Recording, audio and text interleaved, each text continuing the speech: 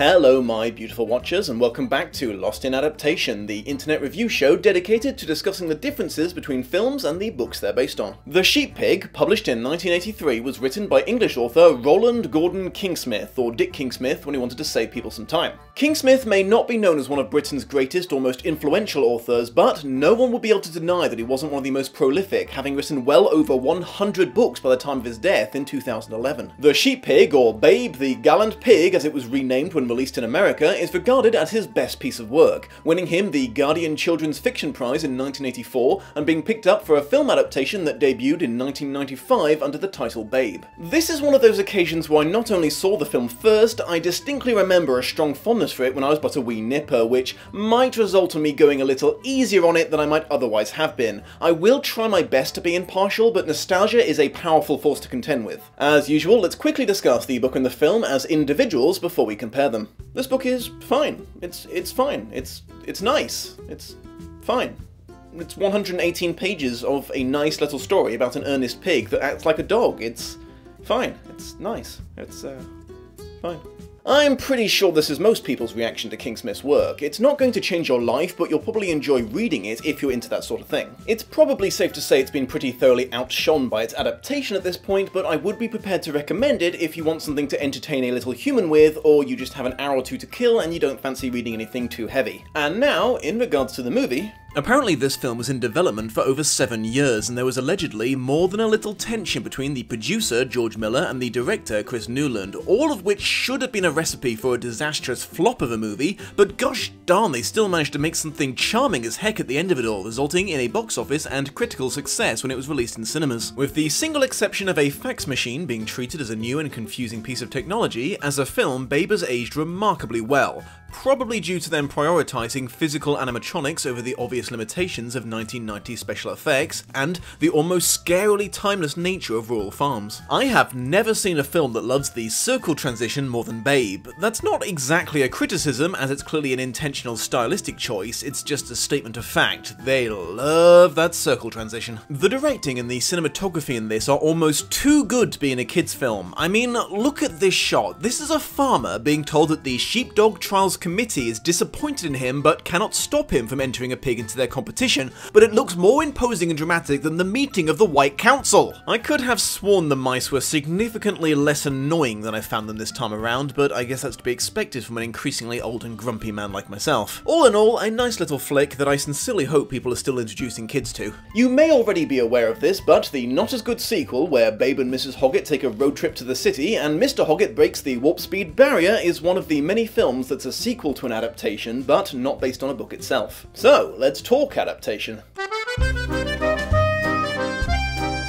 Just to set the world up, both the book and the film exist in a world where all animals have human-level intelligence, can talk to each other, but can't communicate with humans aside from understanding basic commands from them. They still act basically like animals despite their sapience, and as a result, humans don't seem to be aware that they are capable of rational thought. A mildly antisocial but good-natured farmer by the name of Hoggett correctly guessing the weight of a pig at a county fair and taking him home to his sheep farm, where he is immediately adopted by Fly, his big-hearted border collie sheepdog, as an additional child of hers. Because of this, the pig, named Babe, starting to show many dog-like qualities to the point where the farmer, on a whim, tries using him to herd his flock, which he shows an almost supernatural affinity for because, unlike his canine companions, he tries simply politely asking the sheep to do things and they oblige. He also foils an attempt at sheep rustling and later defends the flock from an attack by vicious stray dogs, though in that case Hoggett mistakes him for the aggressor and almost blows his head off as a result, fortunately learning the truth of the matter just in time. Hoggett, having the bright idea to use Babe's sheep controlling powers to win the National Sheepdog Trials and to overcome the issues of unknown sheep ignoring Babe's requests, his own flock gives him a special password that installs trust in all sheep. Despite resentment from the grumpy judges and the amusement of the crowd, the cooperation of the sheep earned them a perfect score, gaining countrywide renown and respect for Hoggett and Babe. So yeah, pretty much all of the main story is kept, and there's also quite a few nice little details from the book that I like that the film included. Farmer Hoggett being a man of very few words, in stark contrast to his wife, who has a very bad case of the never shuts the heck up, making mention that sheep and dogs are both convinced that it's the other who are moronic. And the somewhat iconic last words of the movie, "That'll do, pig. That'll do."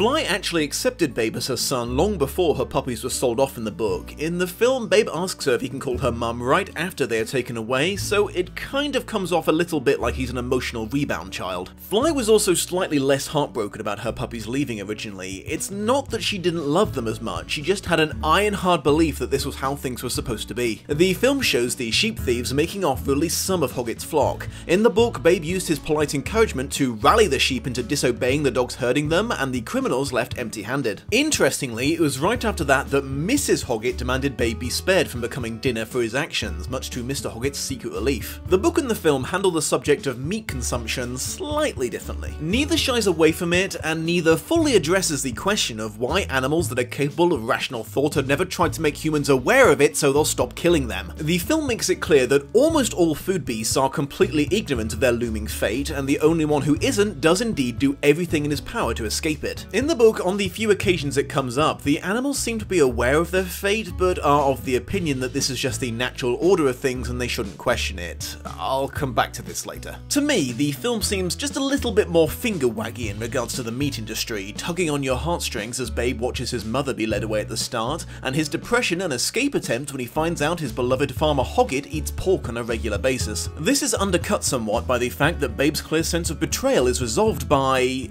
Hoggett doing a little dance for him. Yes, it's a touching scene in the movie, but it's basically saying that Babe decides he's okay with his friend killing his people and eating their flesh as long as he doesn't do it to him personally. Holy moly, this is some Animal Farm level stuff. Every human in this world is complicit in genocide! What? Yes, of course, you're right, I'm sorry. I will say, if this film's intention was to draw attention to the cruelty of eating meat, then it was successful, as apparently there was a noticeable increase in young people becoming vegetarians right after its release. As I mentioned, the book dropped the will they or won't they eat him angle pretty quickly, so you're given the opportunity to not think about the whole thing sooner. Now, I might have simply missed some definitive piece of evidence, but from what I can see, unlike the book, which is definitely set in rural England, the film seems to have kept its geographical location intentionally ambiguous. It was filmed in Australia, but has a mix of American and British cast and voice actors. Here's an amusing change. The film wanted to keep Babe small and cute, but pigs are actually known for growing exceptionally fast, so the production had to use no less than 48 piglets throughout filming. Which is ironic because in the book, Babe grew up. He became a full-size pig. Not only that, during his training for the sheepdog trials, he started exercising every day and became muscular and strong, kind of like a pig bodybuilder. Right, I mentioned before I'd swing back to the parts of the book where the animals showed some awareness of their status as future food products, so here it is. Fans of the movie are probably going to hate this because it turns out the famous sheep password that the Hoggett flock gave to Babe is completely wrong. Bar-ram you, bar-ram you, to your breed, your fleece, your plan be true, sheep be true, bar-ram you. Now, I usually try to make an iron-hard rule of not just reading directly from the book to accentuate a point, but in this case I'll make an exception. I may be ewe, I may be ram, I may be mutton, maybe lamb, but on the hoof or on the hook, I ain't so stupid as I look. I mean, wow, right? On the hoof or on the hook? The sheep's password is all about the ways they're going to be killed and eaten someday. And they mention they teach this to lambs as soon as they're old enough. Oh no, lamb chops. These poor sheep have to watch some of their children get slaughtered for the sake of slightly nicer meat for picky humans. These farms are death camps. What horrors King Smith created? Sorry. Minor changes that don't really matter, but I'll just list for the sake of thoroughness, include: it was supposed to be pouring with rain during the sheep trials, making it hard for the dogs to hear their instructions and giving Babe an advantage as he didn't need any. When there's a part-time narrator in an adaptation, that's a narrator who only pops up very occasionally to make sure no one's missing a plot essential moment, I usually expect it to be quoting from the book directly, and in Babe it certainly sounds like it is, but most of the time it's actually just making something completely new up. Despite the film atypically choosing to keep the story split up into chapters like a book, they changed all the names of said chapters from the book. In the film, Mrs. Hoggett appears to hog-call her husband when she wants his attention, which is a little rude. rude. Usually this would be the point where I talk about what was left out of the film altogether, but in this case there really isn't anything worth talking about at length in that category. It's a very short book and they do seem to have made quite an effort to include all the important bits. However, that is not to say that there's no need for a third section in this review, because with so little book to work with, something had to be done to stretch the movie out to feature length.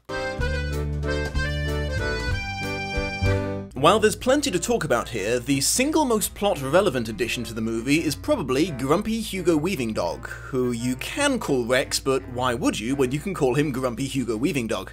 To each creature its own destiny, every animal in its proper place. And a pig's proper place is under the old cart, not in the barn. You've been summoned here to answer the threat of Mordor. You will unite or you will fall. In the book, the father of Fly's pups isn't ever brought up, so presumably he doesn't come from the same farm as them. Everything he does is a film addition. His backstory about being a champion sheepdog who went deaf trying to save some sheep from a flood, decreeing that Babe had to keep to himself and act more like a pig and less like a dog, going mad with anger over Babe taking over his job and biting Fly, finally coming around and trying to help Babe, and his heroic dash back to the farm to get the sheep password just in the nick of time. In regards to that, in the book, Fly was smart enough to think ahead and she got the password from them far in advance of them going to the tournament. Apparently the filmmakers felt they needed to add a few more conflicts to the story, you know, just in general. In addition to Grumpy Hugo Weaving Dog, they also added in the spiteful cat to cause trouble for Babe, the manic duck so he can drag Babe into shenanigans, and Mrs. Hoggett is way more keen to make a meal out of the poor little bugger than she was before. The book is, by comparison, quite relaxed and groovy. Fly is very positive and supportive of Babe's desire to be a sheep pig, and there's actually remarkably little pushback over it from anyone throughout the story. The original story is not so much about overcoming setbacks as just celebrating the innocent, amusing absurdity of the situation. Ironically, the only thing approaching a conflict in the book, that of dogs and sheep having to overcome their ignorance-based preconceptions of each other, is actually shuffled off quite considerably to the side in the film. By the end of it, sheep are still bleating about wolves when they see a dog, and Fly is still shouting at them. That's even played for laughs right before the climax. Babe, I'll try.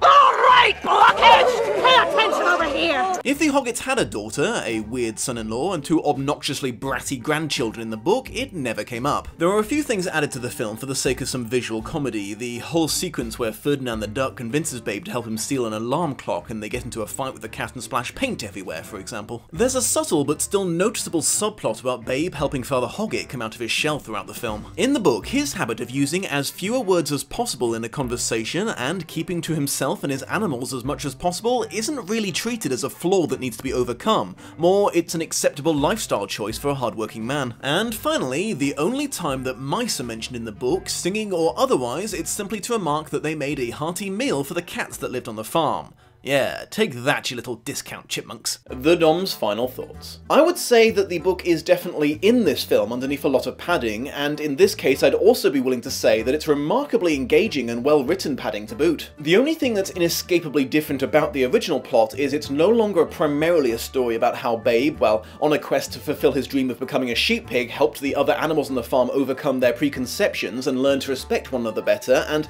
is now more or less just focused on his struggles to win the respect of his grumpy Hugo Weaving Dog stepdad, overcome the expectations others have of his species and become a sheep pig, thus making himself useful enough to not become a hog roast. Again, I freely admit that I might be going a little easier on this film than I could because of how much I enjoyed it when I was a tiny Dom, but all in all, I am pretty happy with what they did here adaptation-wise. Thank you for joining me, my beautiful watchers. The standard reminder that the YouTube algorithm is an unknowable abomination that could condemn any channel to obscurity without warning or reason, and things like commenting, subscribing, and clicking that like button are way more helpful in combating it than you might realise. See you soon.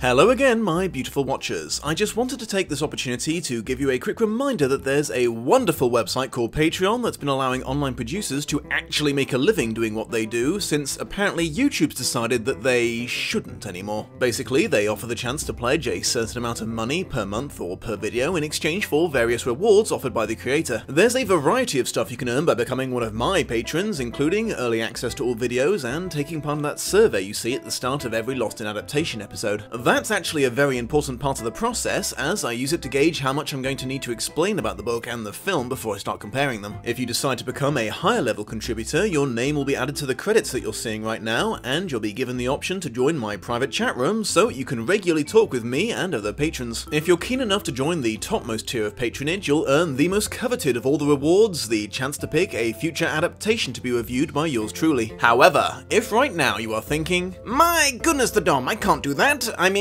I was going to. I found a magic lamp that granted me 3 wishes, and I meant to wish for infinite wealth, but, well, long story short, I have 3 jetpacks now. Fear not, it would still be a huge help to me if you were to give that like button the old clickaroo, share this episode on social media with perhaps a little recommendation to your friends to check it out, and subscribe if you've not already. It really helps my channel grow and reach new beautiful watchers. I hope you have a most pleasant day, and I will see you in the next episode.